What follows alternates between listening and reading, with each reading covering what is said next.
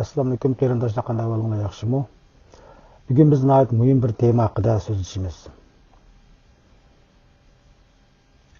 Chashqanlar dunyoning nurg'un joylarida odamlarga yaqin yashaydi. Ba'zi vaqtlarda ular xatarli kasalliklarni ilib yurishi mumkin. Lekin pek qo'rqib ketishning hojati yo'q. Agar biz kasal qandoq tarqaldiqalqini, qandoq alomatlari bo'ladiqalqini va o'zimizni qandoq qo'g'dashni bilib olsak, ko'pincha vaqtda bexatar bo'la olamiz. Birinchi qism. Bu kasal qandoq tarqaladi? Chashqan odamni hamisha bevosita kasal qila olmaydi. Ko'pincha kasal tuvandagi yo'llar orqali tarqaladi. Birinchi, chashqanning sudiki. Ikkinchi, chashqanning cho'ng tarati. Uchinchi, bulg'angan suv. To'rtinchi, bulg'angan yemaklik. Va yoki chashqan ustidagi pasha va hasharotlar orqali tarqaladi. Ba'zi odamlar chashqan yashagan joydagi chang tuzog'ning nafas orqali ichiga tortadi. Bu bir kasal tarqalish yo'li bo'lishi mumkin. Masalan, ko'ni bino, axlat yig'iladigan joy, nam va paskin yer ostidagi uylari, dehqonchilik rayonlari, odam ko'p shaharlar.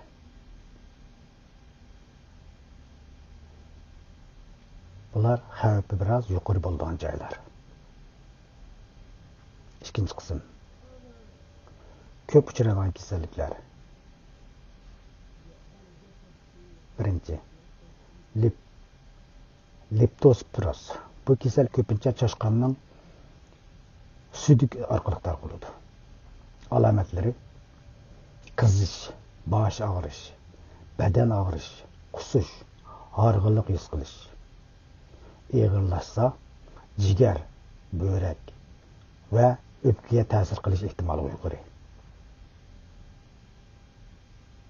İkinci, Hanta virusi. Bu virus chashqanning nijozati yoki sudiki qurib, chang bo'lib havoga ko'tarilganda tarqalishi mumkin.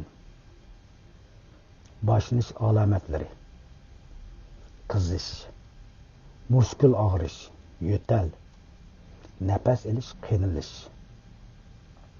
Bu kasal ba'zida nihoyat tez ig'irlashadi. Üçüncü, vaba kesili. Bu kasal tarixda nihoyat dağlıq kasallardan biri. Burungi zamonlarda millionlagan odamlar o'lgan. Ko'pincha chashqan ustidagi burgut, pashlar orqali tarqalgan. Hozir nihoyat oz uchraydi. Lekin ba'zi rayonlarda yanada bor. Üçüncü qism.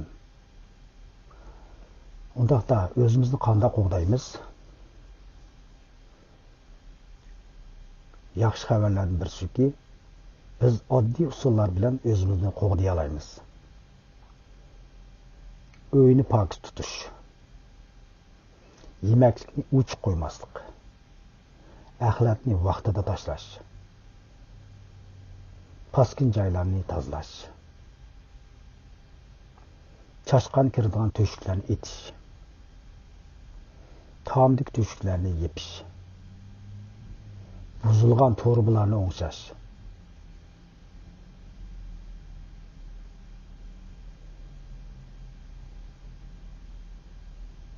chashqan nijoz bor joyni tozalaganda bevosita supurmang. Aksicha qo'l qop kiying, ya'ni palay, dezinfeksiya suyuqligi ishlating. Asta va ehtiyot bilan tozalang. Bu xatarli changning havoga ko'tarilishini azaytadi. To'rtinchi qism. Undaqda qachon doktor ko'rinish kerak? Agar yuqori qizitma, nafas qiynalish, qattiq badan og'rish yoki chashqon bilan uchrashgandan keyin kasal alomatlari bo'lsa, tezdan doktorga ko'rinish kerak. Vaqtida davolash nihoyatda yaxshi bo'lib, hayotimizni saqlab qolish nihoyat muhim.